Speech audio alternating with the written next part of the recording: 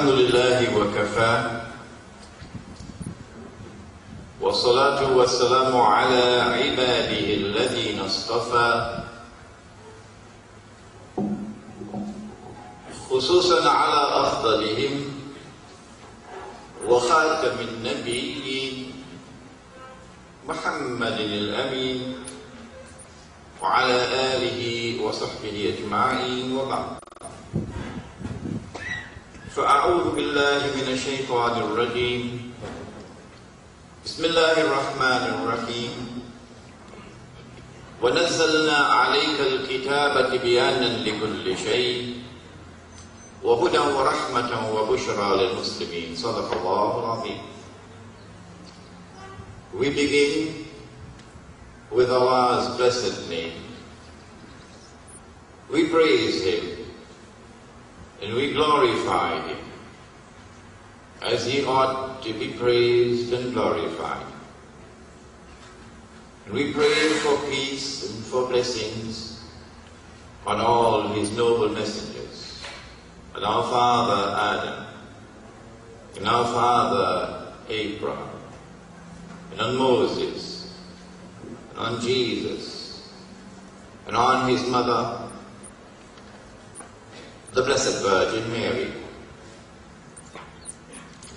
and on the last of them all, the Blessed Prophet Muhammad, sallallahu ta'ala alayhi wa sallam. Brother Chairman, brothers and sisters, assalamu alaikum wa rahmatullah.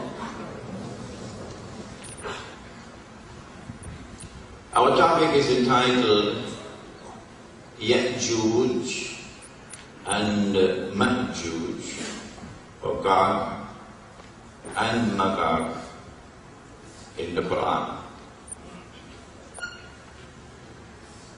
It is an unusual topic. It is, I believe, the first time that it is being addressed in this country. But it is a topic of supreme importance. But more than that, it is a topic which could not have been addressed prior to this time, because it could not have been understood. What the Quran was saying on this subject, and what the Blessed Prophet, Allah's blessings be upon him, has said on this subject, could not have been understood until events had unfolded in history. We have now reached that point in the historical process where it is possible, through Allah's kindness, to understand the subject. It would not be possible, however, in an hour and a half, and I've already lost 15 minutes of my hour and a half, to complete the subject. What we will attempt to do is to give you sufficient material, information, analysis of the verses of the Quran and of the sayings of the Prophet, Allah's blessings be upon him, which could give you the framework of the subject, a grasp of the heart of the subject. There is, however, a chapter of this book entitled Gog and Magog in the Quran. And what cannot be conveyed to you in the lecture, you can read it in this book, which is available at the back. The Arabs of Arabia, the tribe of the Quraysh, which trace its ancestry to Ishmael, alayhi salam, and which had custodianship over the holy temple, the house of Allah, the Kaaba in Arabia, built by Abraham, alayhi salam, on the spot where our father Adam had worshipped. These Arabs did not know how to deal with the phenomenon of one who had emerged from within their midst, who had lived with them for 40 years, who had never told a lie, Now he declared, I am a prophet, like unto Ishmael, alayhi salam, like unto Moses, alayhi salam, like unto Jesus, alayhi salam, like unto my father Abraham, alayhi salam. A man named Muhammad, sallallahu alayhi wa sallam. They finally decided, let us send a delegation to the rabbis, the Jews, who are located in the city of Medina to the north of Mecca, in a significant number. Why were the Jews in Arabia, in that city? Now that's a nice story we'd like to tell you sometime. The question was indirect. The target of the question was actually Gog and Magog.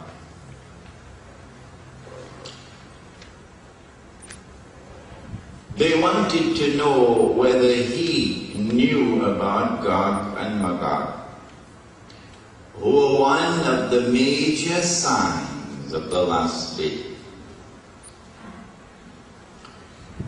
In response to that question, which was posed to the Prophet ﷺ, together with the other two questions, revelation came down in the Quran.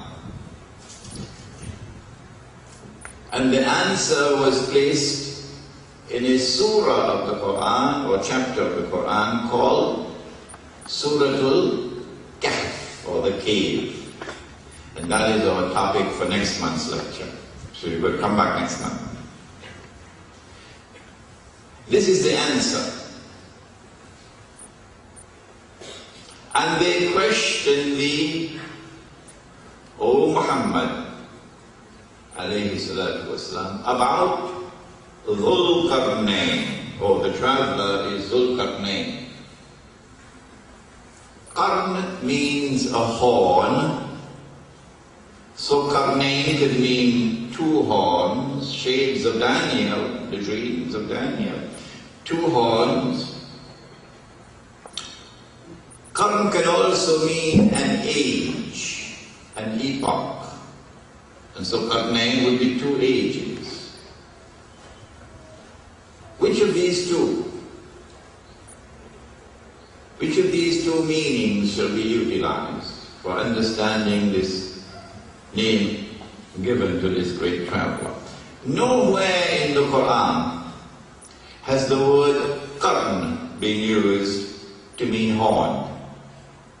Everywhere in the Quran that the word qarn is used, it means an age. And so Zulqarnain is a man who impacts upon two ages, one in the past, one to come.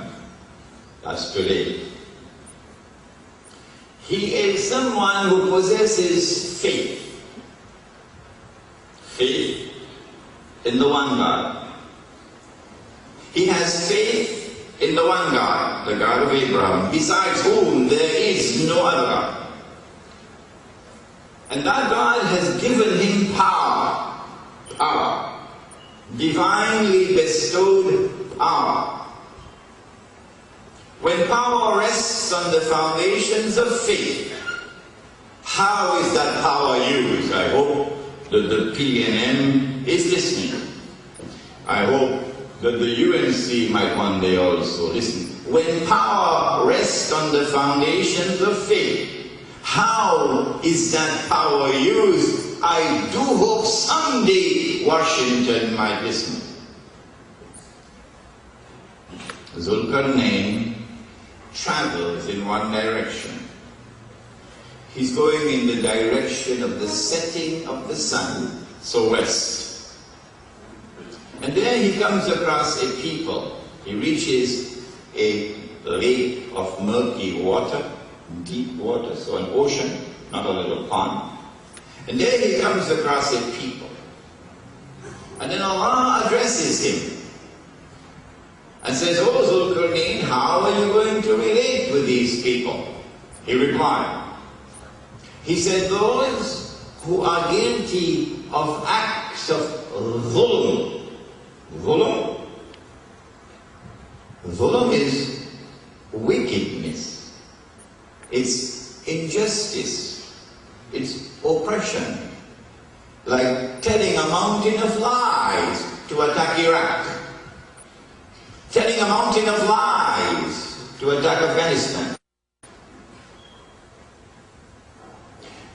Destroying the Twin Towers and then putting the blame on Arabs and Muslims. For one day, the truth will come out.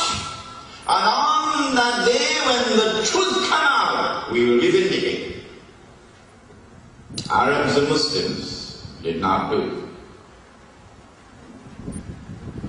Zulkarnain says, those who are guilty of acts of dhulm, I'll punish them. And when they return to you, you will also punish them. And so when power rests on the foundations of faith, power is used to punish the oppressor. Tell that to any South African and his heart would vibrate. Tell that to Nelson Mandela and he would shake. When power rests on the foundations of faith, power is used to punish the oppressor. And when the oppressor returns to his Lord, the Lord will also punish him. And so when power rests on the foundations of faith, there will be an essential harmony between this world here under and that world beyond. And then he went on to say that those who have faith and whose conduct is righteous, whether you're black or white, and yes, there are white people who have faith and who will live lives of piety and righteousness. Whether you're black or white or brown or yellow, you will be assisted. I'm going to treat you nicely and you'll be rewarded. And so when power rests on the foundations of faith, the religious way of life would be supported. And there would be an essential harmony between life here and life there. Zulkarnain then traveled in the opposite direction, the rising of the sun, and so eastwards. And there he came across a people for whom we had provided no cover. Cover from what? That's a big question. The translation that was just given, cover from the sunshine. People who are not covered from the sunshine will eventually have their skin pigmented, dark skin people. Or cover from the elements, so people living a primitive way of life. We don't know which one.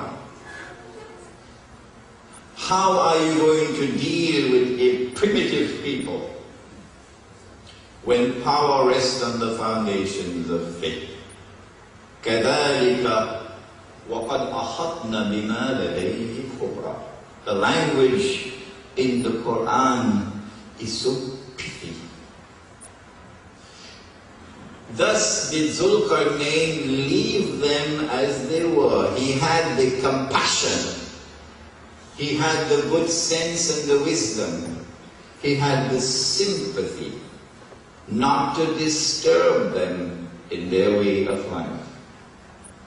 And then he traveled in a third direction, but the rabbis had not asked for that. But it was understood that that is what they wanted, the third journey. And so Allah sent the answer. You wanted to know about Gog and Magog? I'll tell you about Gog and Magog. When he traveled in the third direction, if we had the time, we could argue that it was north. But this book will give you the evidence. It was not. And there between two mountains, it passed between two mountain ranges, and it is later confirmed that this is the Caucasus Mountains. The Caucasus Mountains, you remember? White, Caucasian mean? How did they get the word Caucasian? Between the Caucasus Mountains, this passageway, there he came across a people لا يكادون يفقهون قولا, whose language could not be understood. But this is a world traveler. He has an army with him. Surely he would understand the language of a people, except when that people had never interacted with the rest of the world. When that people had never had trade and commerce with the rest of the world. When that people had never walked on the stage of history, like China, like Babylon, like Mexico, like Africa. Not these people. Who are these people? They speak to Zulkarnain after they had been, we were able to understand them. And they said to Zulkarnain, إِنَّ يَأْجُوجَ وَمَأْجُوجَ مُفْسِدُونَ فِي الْأَرْضِ. O Zulkarnain, God and Magog, these two peoples, they are committing fasad in our territory. Fasad, that which corrupts to the extent that it destroys.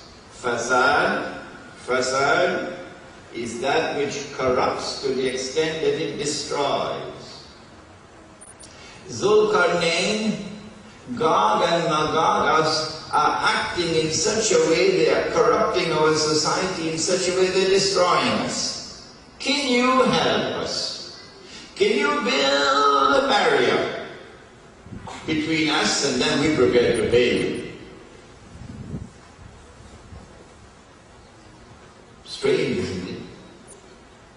If Allah has given to Zulkarnain power, and it is the power with which he can pursue whichever goal he chooses to pursue, but then why does Zulkarnain not go in and simply destroy these wicked people? Teach them the lesson of their life. Why build a barrier? Zulkarnain should say to them, I don't need to build any barrier, I'll just move in and teach them us. We'll never trouble you anymore. But Zulkarnain agrees to build a barrier. Strangely. He says, I don't need your wealth, what you have to offer me. In the same way that Solomon had said the same thing to Sheba, alayhi salam, Solomon. He said, provide me with manpower, bring me blocks of iron. And then he built the barrier to block this pass between the two mountain ranges. And after he built the barrier with blocks of iron, remember, iron, no bamboo, no recycled paper, iron. He then said, blow with your bellows, making a furnace. And then he said, bring me the molten copper, which he then poured on the barrier, the wall. The engineers tell me that this would prevent rust. Having built the barrier, now Gog and Magog, who are human beings. The Blessed Prophet Muhammad said, alayhi salatu wasalam, that Ya'juj is an ummah of Banu Adam. That Gog is a community who've come from Adam. And so too, Magog. Human beings, like you and I, but with a difference. They could neither penetrate the barrier, nor could they scale the barrier. And then Zulkarnain said, and listen to his words, هَذَا رَحْمَةٌ مِّن رَبِّي. This barrier is a blessing, an act of kindness from my Lord. فَإِذَا جَاءَ وَعْدُ رَبِّي. But when that time comes, of which my Lord has warned, namely, that time when the last age will commence, and when divine punishment will commence, and when the Lord will release into the world the Antichrist, which was our topic for last month. When the Antichrist is going to be released, and Qiyamah commences, the last age commences, and divine punishment begins, then at that time, He, the Lord, will bring down His barrier, in consequence of which Gog and Magog are going to be released into the world. وَكَانَ وَعْدُ رَبِّ حَقًّا. And then the warning of my Lord will come to pass. وَتَرَكْنَا بَعْدَهُمْ يَوْمَئِذٍ يَمُوجُ فِي بَعْضٍ. But they will not all be released at the same time. No. Some of them will take care of the American Indians. And some of them will take the black man out of Africa and put him in chains and take him across the sea, and the bones of the black man will build a bridge underneath the sea, and then take him across the oceans and use him as a slave and never say sorry. Never say sorry. And so they're not all released at the same time. Rather, they are released in waves, one after the other. And as they are released in waves, وَتَرَكْنَا بَعْدَهُمْ يَوْمَئِذٍ يَمُوجُ فِي بَعْضٍ وَنُفِخَ فِي الصُّورِ. The trumpet is sounded, but only those who have ears who wish to hear can hear it. فَجَمَعْنَاهُمْ جَمَعًا. And then all the barriers which separated people separated as nations and as tribes for thousands of years, speaking different languages, eating different food, living in different kinds of homes. All these barriers are now swept away, and all of mankind are brought together in one global society. And it would be the global society of Gog and Magog, the only ones who will resist becoming a part of that global order are those who have faith in their hearts and who follow the messengers of Allah, and in particular the last of them all, the Blessed Prophet Muhammad, Allah's blessings be upon him. What happens when the wall comes down and Gog and Magog are released?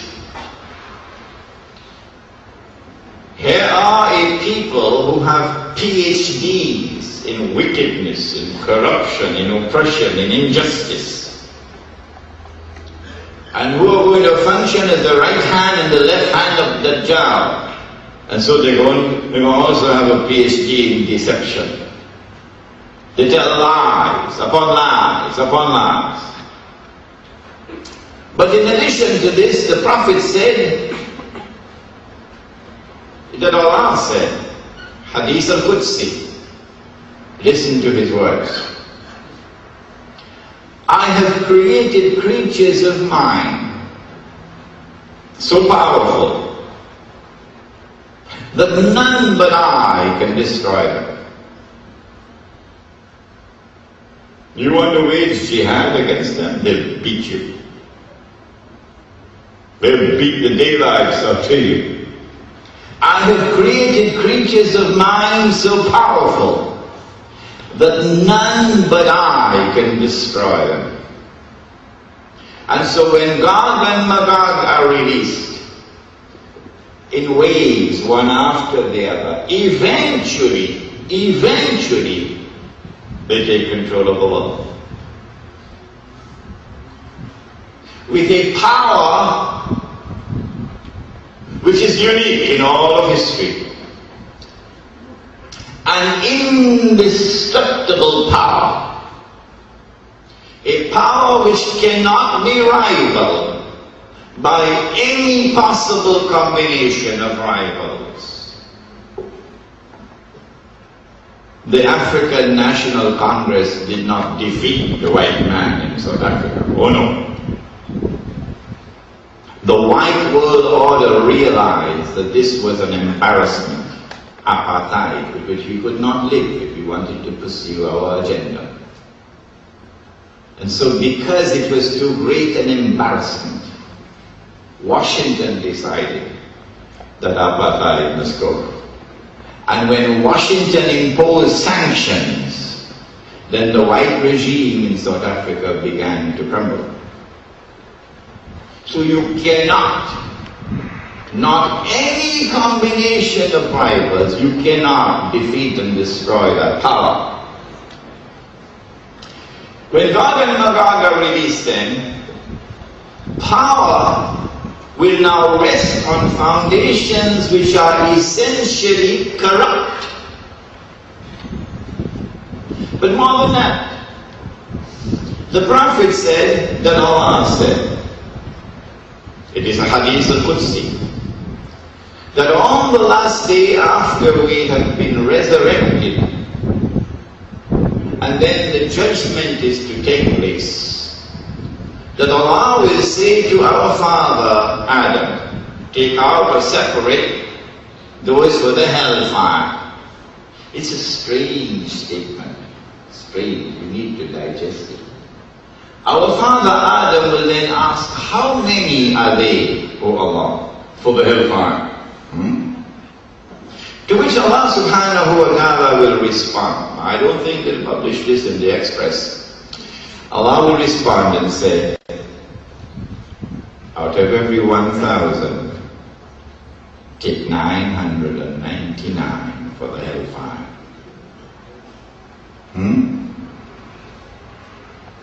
The companions of the Blessed Prophet were terrified, because in those days they had the fear of Allah in the heart. Today we got a Toyota Camry.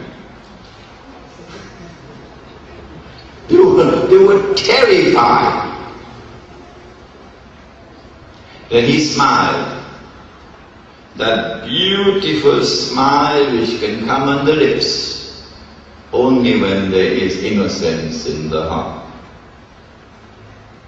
And he said, good news for you, meaning those who follow me, Muhammad alayhi salatu wasalam, meaning those who follow the religion of my father Abraham.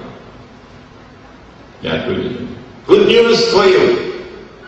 The one for heaven is the one who follows the religion of Abraham alayhi salam. But the 999, meaning the global society, embraced by globalization. And so South Africa shouldn't be so happy about getting the World Cup, because it's part of the march of globalization. Nelson Mandela doesn't understand that. I think Winnie Mandela would understand it. The 999 would all be the people of Gog and Magog. You might have a Hindu name, or you might have a Christian name, or you might have a Jewish name, you might even have a Muslim name. But that is only the external form. The internal substance is you've been embraced by Gog and Magog. And so when Gog and Magog are released, power will rest on foundations which are not only corrupt, but also godless. Are you beginning to understand? Are you? Yeah? Essentially godless. And so power will now be used not to punish the oppressor. No. Power will now be used to oppress. Power will now be used to corrupt. Power will now be used pitilessly to take from the poor the little that they have. Because power, when it rests on foundations which are essentially godless and corrupt, would be used to oppress, not to punish the oppressor. But the Prophet said, Allah's blessings be upon him, that when Gog and Magog are released, the major target would be the Arabs. He said, Wailul lil Arab, woe unto the Arabs. Min sharrin qad iqtaraba, because of a great evil which will now come upon them.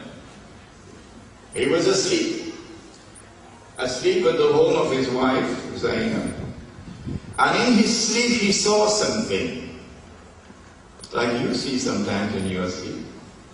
And when he woke up, his face was flushed red. It must have been very, very, very terrible. And then he uttered these words, woe unto the Arabs, because of a great evil which will now come upon them. And then he raised his hands and he made a hole. This is only a symbol. This is not the size of the hole, it's a symbol. He said, today, a hole has been made in that barrier built by Zulkarnain.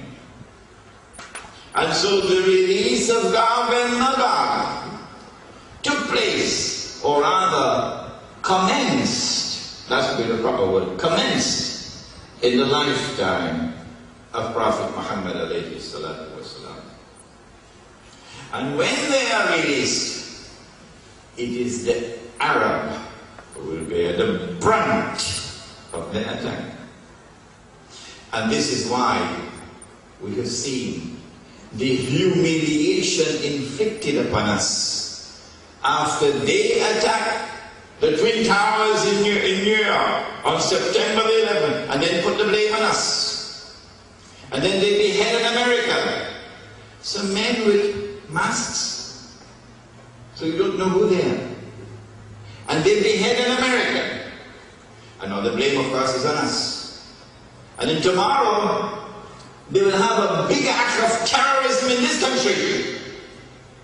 Yes, I can see it coming.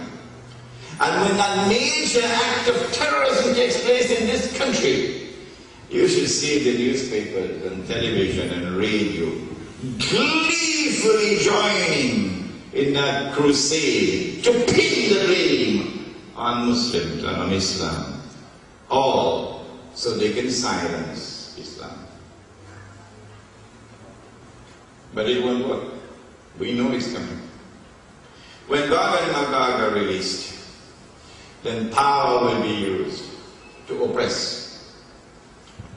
But power will also be used, remember, those who have faith and whose conduct is righteous. Zulkarnain rewarded them, treated them nicely. But when Gog and Magog are released, they will use their power to wage war. To wage war on the religious way of life. Ask the Roman Catholic Church. They know the war on the Roman Catholic Church has been going on for years now. Wage war on the religious way of life. But in particular, to wage war on Islam and on Muslims. Whoever wishes to live a life of piety, of righteousness, of truthfulness, would find that you are now attacked, you are targeted by the godless world. And when power rests on foundations which are essentially godless, that world order will not show respect for people who live the primitive way of life. No. They will be hunted down like cockroaches and exterminated like cockroaches by a people who wield power which cannot be destroyed by anybody, and who will then put on their nice clothes Sunday morning and go to church. Yes, it happened in North America, and we will not allow them to forget it. It is still happening. Go look at the prisons of Canada, and you'll see that the prisons of Canada are filled with native Indians. Filled. Go look at the prisons of North America, the United States of America. I understood the United States only when I went to work in the prisons of the United States. I had read somewhere in the history books that slavery had ended. And I had seen a statue out there called the Statue of Liberty. And it was saying, come, give me your people who are oppressed, I'll give them liberty. And so I thought, slavery has ended. But when I went into the prisons of the United States of America, I wept. I wept. And I still weep. Because I saw that the prison guards were all white, with a sprinkling of blacks now and then. And I saw that the inmates were mostly black. And not just black, young black men. And I asked myself, did slavery really end? And so those who are the most vulnerable in society, the weakest of all in society, that world order would be pitiless, merciless in its oppression of such people.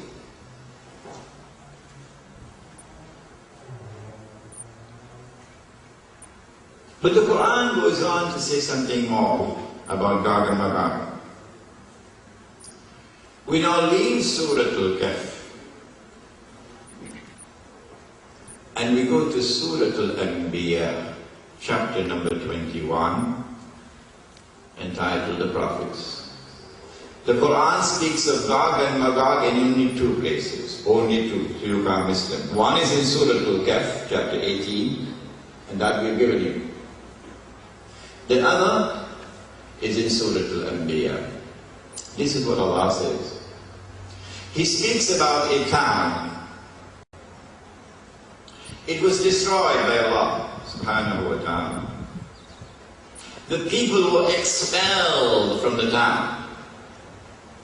And then the Lord placed a ban on them. They could never return to reclaim this town as their own. Never. They could come back as a tourist, that's okay.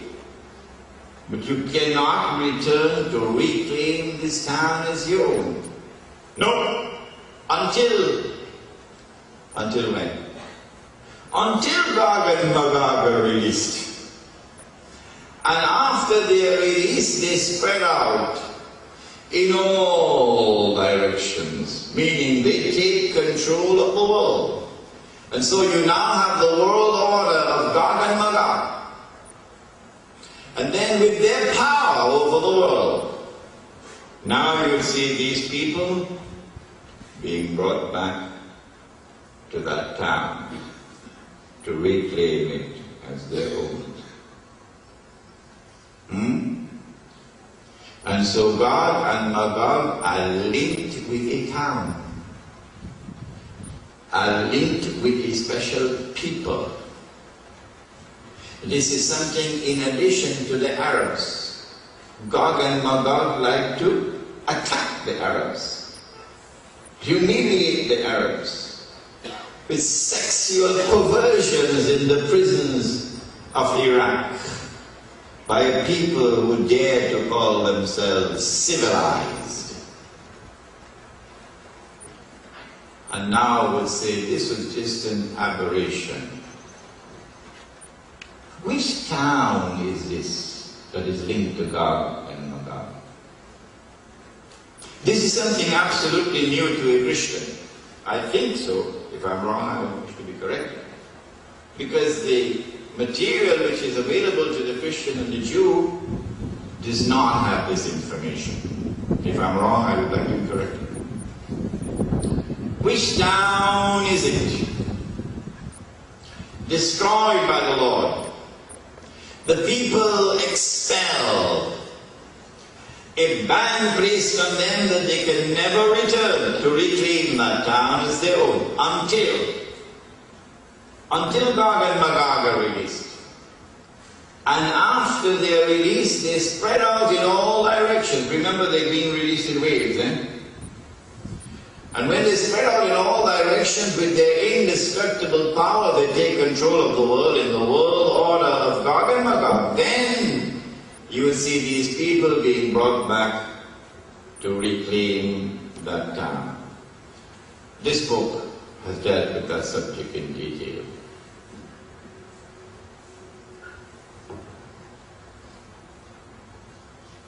As I read these two verses of the Quran 10 years ago in New York, like a flash it came to me, an intuitive grasp. Wait a minute. This is Jerusalem. Yeah, this is the Holy Land. This is the Jews. But that was only an intuitive insight. I had to go on now to do my homework. How to prove it? You can't prove an intuitive insight. Yes, it can be proved. It is Jerusalem. How? Let us go to all the statements of the Blessed Prophet on Gog and Magog, called ahadith. So I collected all the ahadith, almost all. Now let me go through them and see whether there is any town mentioned linked with Gog and Magog, which fits the description given in the Quran. So I went through all of these hadiths, and to my amazement, there is only one town mentioned, only one. And it is a town which fits the description. And it is Jerusalem. Yes.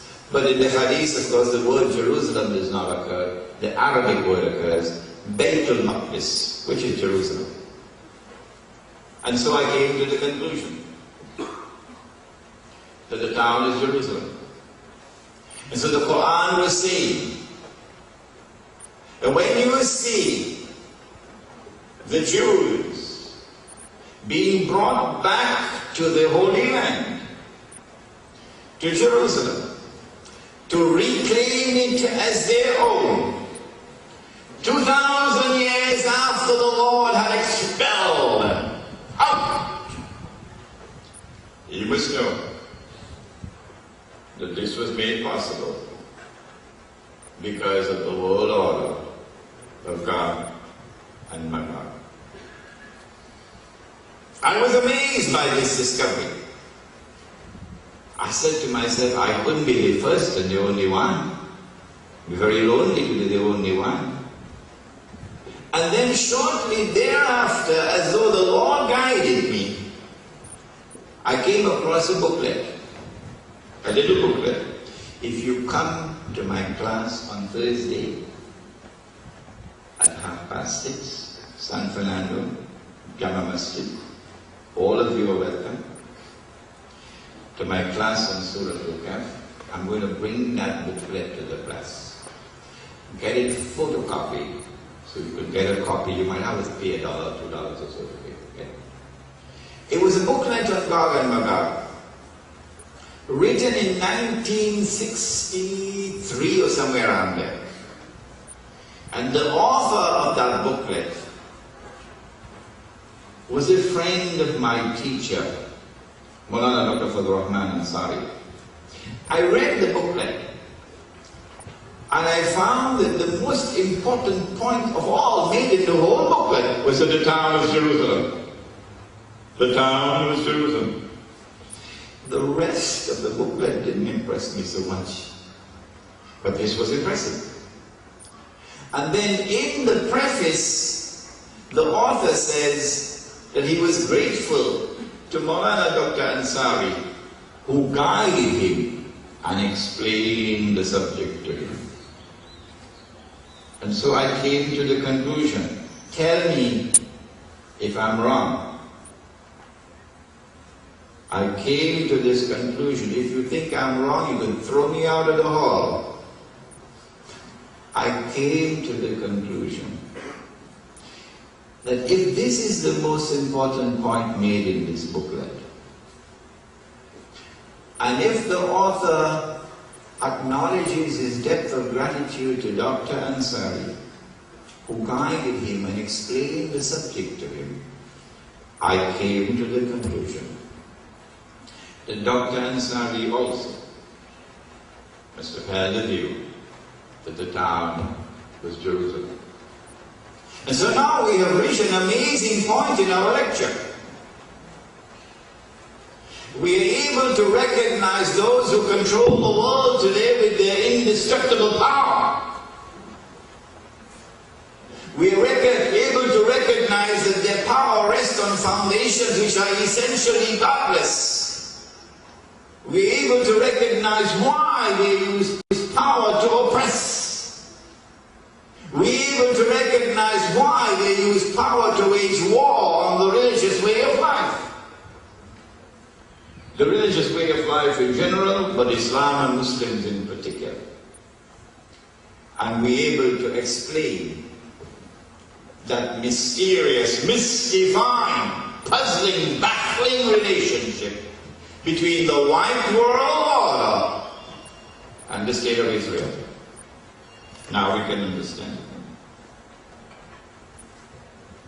If this is the world order of Gog and Magog,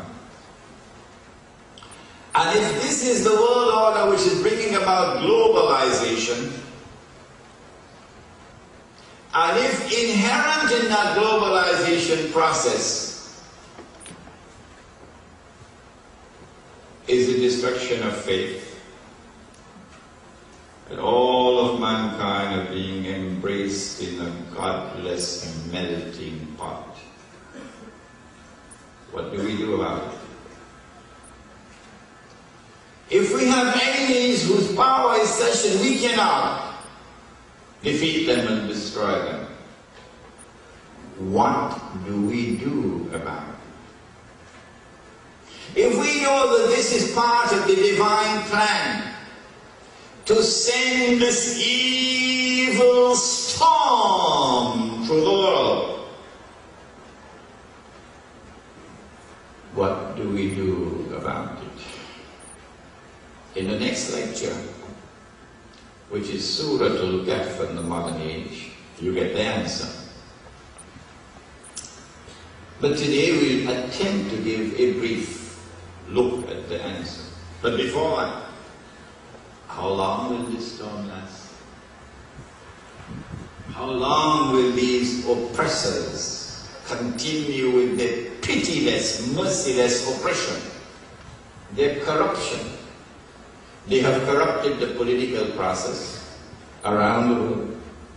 They have corrupted the economy around the world. They have corrupted the marketplace around the world. They have corrupted money. Money. The thing that you have in your pockets that you use to buy and sell, which today is made of paper. You got some in your pocket? Paper? And we're supposed to recognize that as money? Huh? Yeah. And tomorrow, of course, the paper is going to disappear. Huh? And then a new kind of money is going to come to replace it. Huh? And the new money is going to be invisible. You can't see it. What? Invisible money? And the new money is going to be intangible. You can't touch it. What are you talking about?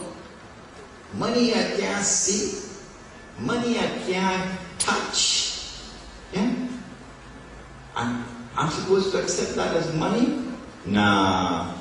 Only somebody who has the brains of a jackass will accept money you can't see and money you can't touch. Those who corrupted money by taking away real money and replacing it with artificial money, paper money, and then cause the paper to fall in value. And as the paper falls in value, wages lose their value. And then of course the Chief Personnel Officer, CPO, in Port of Spain, have teachers demonstrating in front of CPO office and striking their oil feet, wages falling in value. Because the paper falling in value. And then when they have completed their process using paper, of corrupting the world through a system of legalized theft, they can rip off mankind. Then they move to the next stage, which is to enslave mankind with a new financial slavery. And so the paper will disappear. You don't believe me? Just sit there and wait. Darul Uloom, of course, has absolutely no knowledge about that. They are concerned with more important issues. Darul Uloom is concerned with far more important issues. When all the paper disappears, then electronic money takes over. It's already showing its ugly head. And with that electronic money, financial slavery comes to the world. Financial slavery comes to the world. You can't take your money out of an account, bank account. How are you going to take it out? No, there's nothing to take out. Because only electronic impulses in machines in the bank. All that you can do is to transfer your money from one account to another. That's what you can do. They know how much money you have. You can't hide it from them. They know how you're spending your money. They know where you're spending your money. They know where you're getting your money from. Everything they know. They could type in any amount of money they want to type in, and make any amount of money they want. Those who control the system. And they could wipe out your bank account if they want. Nobody to stop them. Who controls the banking system in the world? Your worst enemy, says the Quran, the Jew. Not all Jews are your enemies, incidentally. Not all. Those Jews who wage war on you because of your religion. They are your worst enemies in the Quran, says the Quran. And so they corrupt everything. A world in which sexual relationship is absolutely corrupted. And our young people now go on the internet with all the pornography and the videos with all the pornography. Our young people now begin to dress following others until eventually they're almost nude. Yeah. And then you have rapes all over the place. And society is collapsing. Everything falling apart. What is it that has hit us? It is Gog and Magog. The world order of Gog and Magog. There is a link between Dajjal, the Antichrist, and Gog and Magog. And it is not any kind of intellectual arrogance on our part when we say that only the Muslim who has the knowledge of the Quran and the sayings of the Blessed Prophet, alayhi salatu wasalam, only the Muslim can explain the subject of the Antichrist and his link with Gog and Magog.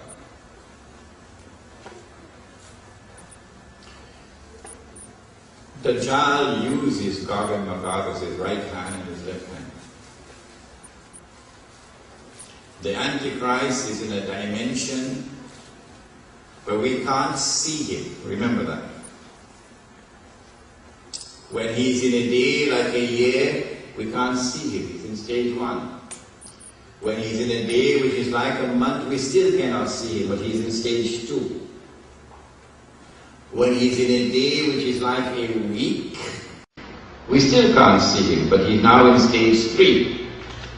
At the end of stage 3, he will now enter into our dimension of time. His day will be like our day. And so we'll be able to see. At that time, he will be a Jew, the Antichrist. He'll be a young man. He'll be powerfully built. He would have curly hair. Where would he be on earth? Jerusalem, the Holy Land. Ruling the world from Jerusalem. From what would appear to be the throne of David, alayhi salam. With what would appear to be eternal rule. Then the Antichrist would say, I am the Messiah. And lots of Jews and lots of Christians, I believe, particularly those around George Bush, would accept him as the Messiah. Then of course he can rub his hands and say, mission accomplished. By my calculation, I think we're about 50 years away from that, but of course I can be wrong. But in order for the Antichrist to achieve his objective, he needs to liberate the Holy Land.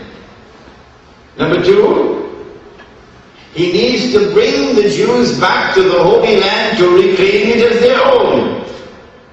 Number 3, he needs to restore a state of Israel in the Holy Land and get the Jews to believe that this is the holy Israel of David and of Solomon, alayhi salam. And number 4, he has to get that state of Israel to become the ruling state in the world.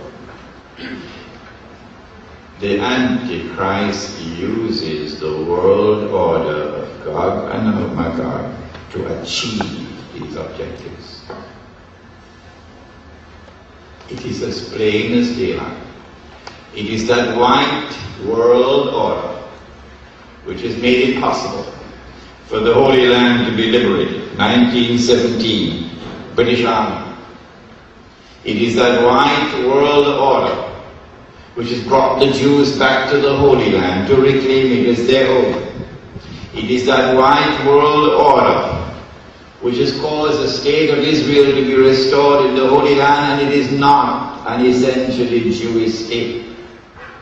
That Israel is a white European state, masquerading as Jewish. It is a Euro-Jewish state.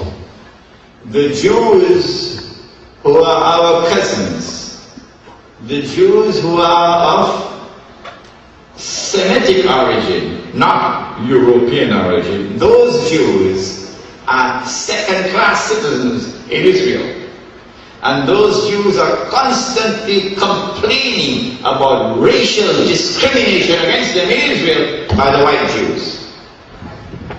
And it is that white world order which is now poised, the world order of Gog and Magog, which is now poised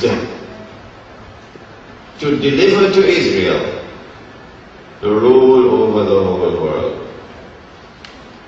We have said in previous lectures that there is an uncanny similarity between an act of terrorism which occurred in the summer of 1914 and which paved the way for the First World War, which delivered the liberation of the Holy Land for the Jews.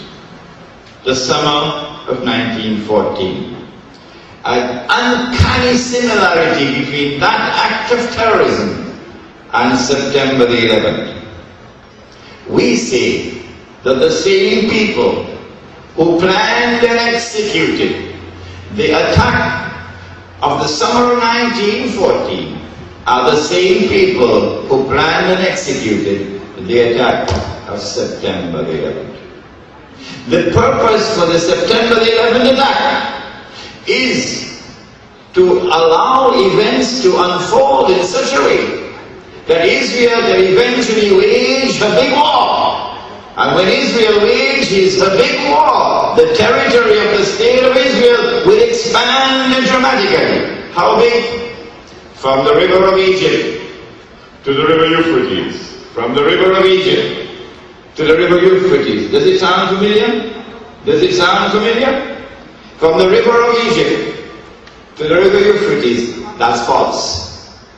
Is there in the Bible? Yes, but it's false. The Holy Land does not extend from the river of Egypt to the river Euphrates, and the Quran confirms that.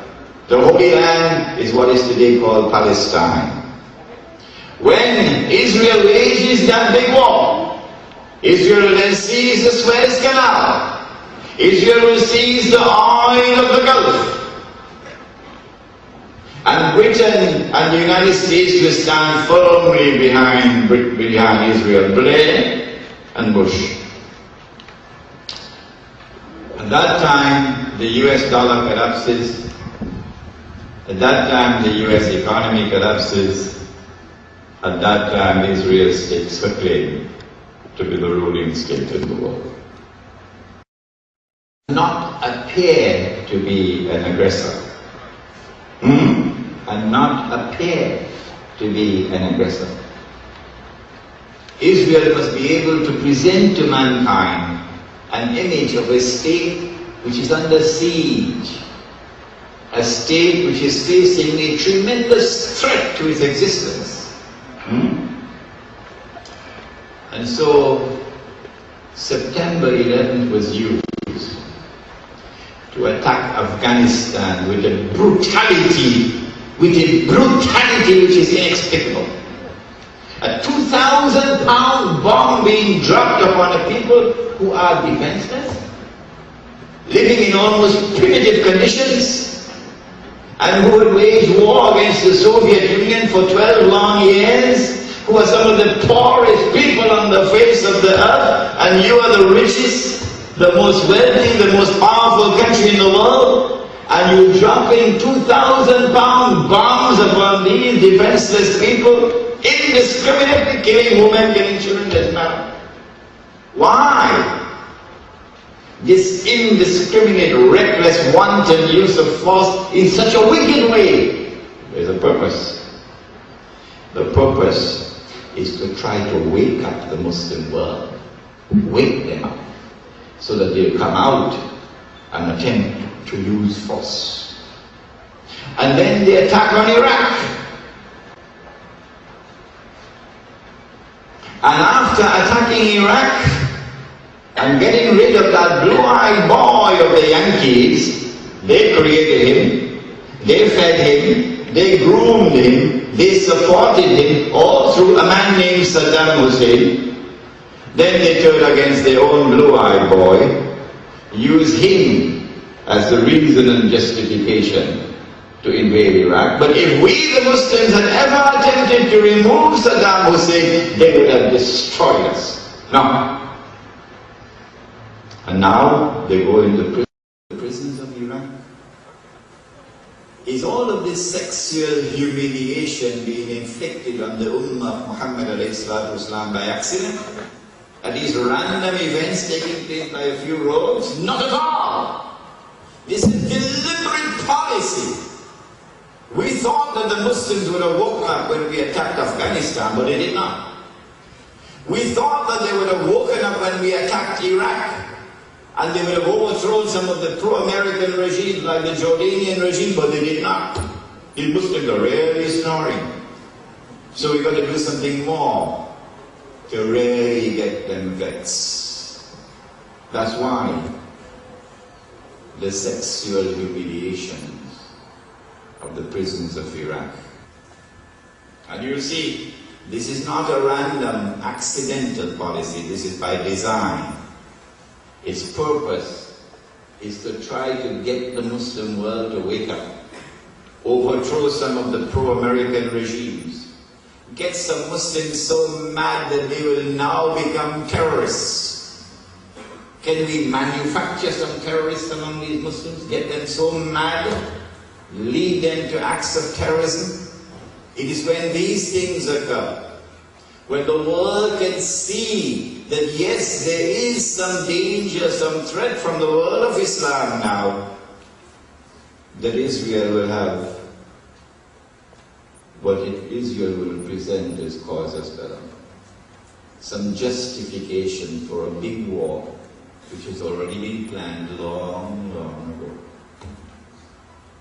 So that is what the White World Order is now doing, helping Israel, so that Israel can wage a big war. When Israel wages that big war and becomes the ruling state in the world, then the world order of Gog and Magog will now become a means through which Israel can effectively control the world.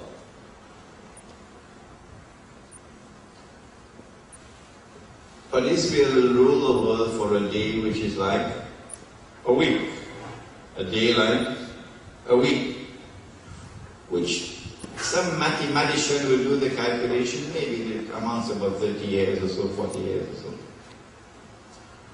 At the end of that time, the masjid would have been destroyed, Masjid al-Aqsa. The temple would have been rebuilt. And then the Antichrist will emerge as the ruler of Israel and the ruler of the world and declare, I am the Messiah. And when it is accepted, he rubs his hands and say, mission accomplished. It is at that time that Allah raises a man from the seed of Nabi Muhammad alayhi salatu wasalam. And he is known as the Imam al-Mahdi. And with him, Darul Islam is restored, and we have that subject in this series of lectures. Imam al-Mahdi and the return of the Caliphate, that is one of our topics. When Darul Islam is restored in the Arabian Peninsula, that is goodbye. Goodbye to the American Kingdom of Saudi Arabia. Back into the garbage bin from where it came out in the first place. But when Darul Islam is restored in the Arabian Peninsula, Imam al-Mahdi, that is the most significant, real and tangible threat to the state of Israel. And so the Antichrist attacks. The Prophet said that the attack would come from the east. He pointed 20 times to the east. East of Medina is not Japan, something closer. He said that the Antichrist will ride on a donkey. Remember the last lecture? The donkey will travel as fast as the clouds. The donkey will have his ears stretched out wide. And so therefore, when the Antichrist attacks, it's going to be fighter aircraft. East of Medina is the Saudi, used to be Saudi, now is the American Air Force Base in Tehran. So it's an aerial attack. The angels guard Makkah and Medina, and the Prophet said that the attack will be diverted to Damascus. And that is where the confrontation takes place between the Antichrist and the Imam. The Antichrist and the Imam.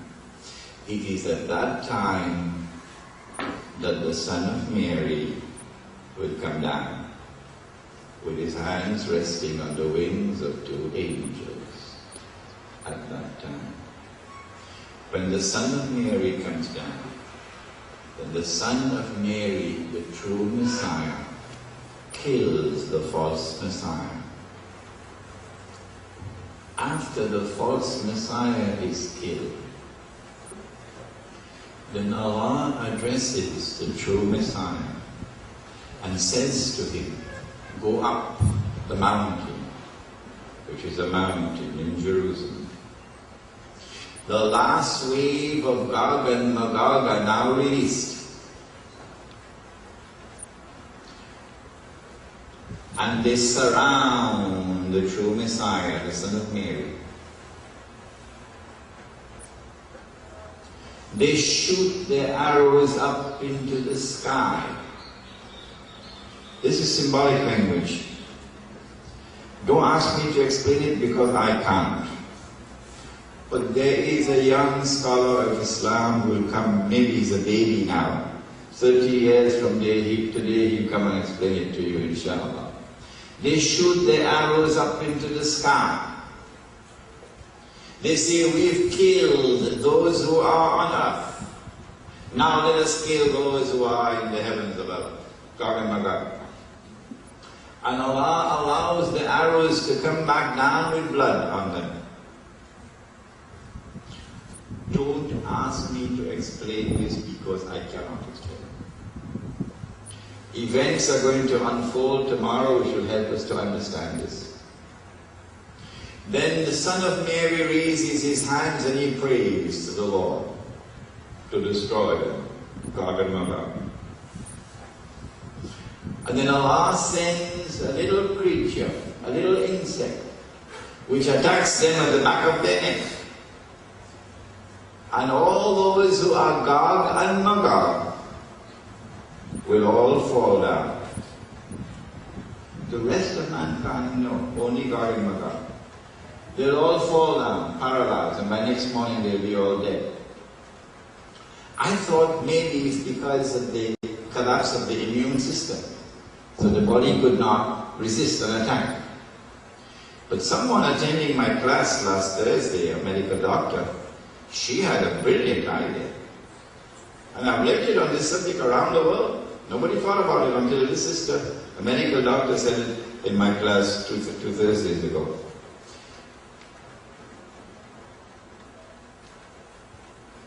Where was that wall? Caucasus Mountains.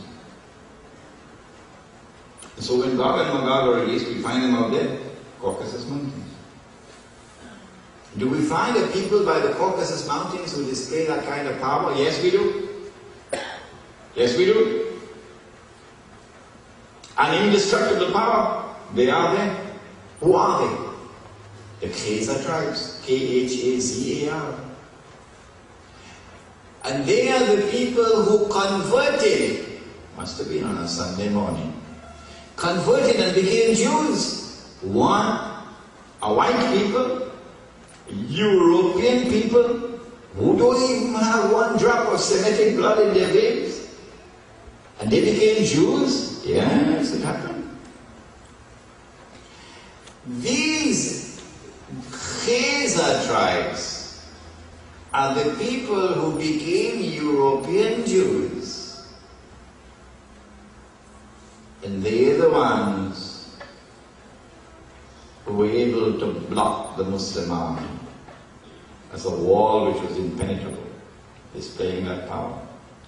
They're the ones who spread out into Europe, Eastern Europe and then Western Europe, corrupted Europe and took control of Europe. And then they went over across the ocean and took control of the United States. And today they control the US Congress and the Senate. They're the ones who created the Zionist movement. I lectured on this subject in a city called Worcester in Massachusetts, close to Boston. And a medical doctor in Worcester pointed out to me that there was a conference on these Jews. They're called the Ashkenazi Jews. And in that medical conference, the evidence came out that these people were genetically unique amongst all of mankind. They were genetically different from all the rest of mankind. The Ashkenazi, the white Jew. And so the sister in my class, a medical doctor, said, it could be because of their genetic constitution, not because of the immune system being collapsed, that they could not survive the attack. When Gog and Magog are all destroyed, then their bodies begin to deteriorate, to decompose, to smell, to rot, meaning it's a bacterial attack, not a viral attack. Then the son of Mary raises his hand and he prays to Allah to get rid of them. And Allah then sends birds with big necks like black camels, says the hadith. Maybe the eggs are in some mountain top where there is ice and snow. And global warming will cause these eggs to hatch. And so these birds now come and lift these bodies and take them and dump them where Allah ordains that they be dumped. And so that's goodbye to the world order of Gog and Magog. And so now it's a level playing field, a level battlefield. No longer the white world order with its cruise missiles. And this time, said the Prophet ﷺ, when you see the black flags coming out of Khorasan, he said, go and join the army. Even if you have to crawl over ice. Would someone please tell that to the president of Azhar for me? Go and join the army. Even if you have to crawl over ice. Because no one will be able to stop that army until it reaches Jerusalem. And when Imran lectures in this country, Imran is lecturing to build an army in the hearts of the young of this country. Let it be known plainly and clearly. I'm not hiding. Go and join our army. Because no one will be able to stop that army until it reaches Jerusalem. I didn't say that. The blessed Prophet said that. Then said he, لَتُقَاتِلُنَّ الْيَهُودِ, you will most certainly fight the Jews. Not all Jews. Those Jews who are fighting you. وَلَتَقْتُلُنَّهُمْ, and you will most certainly kill them. They will be on the run on that day. Today they have helicopter gunships. And they're using missiles to kill a paralyzed man on a wheelchair who has just come out of a masjid and a morning prayer. If we had done that, the New York Times would have put us front page. Look at these barbarian Muslims. But they could do that. And these hypocrites, we tolerate it. Yes, today they're using missiles to kill paralyzed men sitting on a wheelchair who's just come out of the house of God, having prayed. But on that day, it will be different. And so do not lose heart, and do not give up, and do not despair, because there is a tomorrow which is coming, when victory will come to those who have faith in their heart and who have the patience to bear the evil storm which is blowing through the world.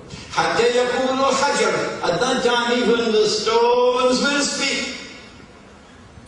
Ya Muslim, هذا يهودي ورائي, there's a Jew hiding behind me, فتعال فقتل, so come and kill him. And so the Holy Land will be liberated by a Muslim army. The state of Israel, the imposter state of Israel, will be destroyed. And the holy Israel of David and of Solomon, alayhimussalam, that holy Israel will be restored.